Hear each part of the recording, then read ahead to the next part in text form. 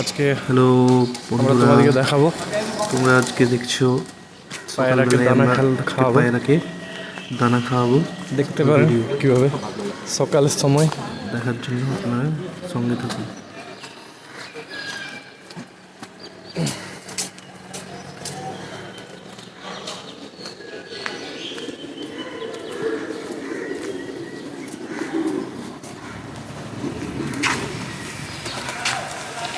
দেখতে পাচ্ছেন আপনারা।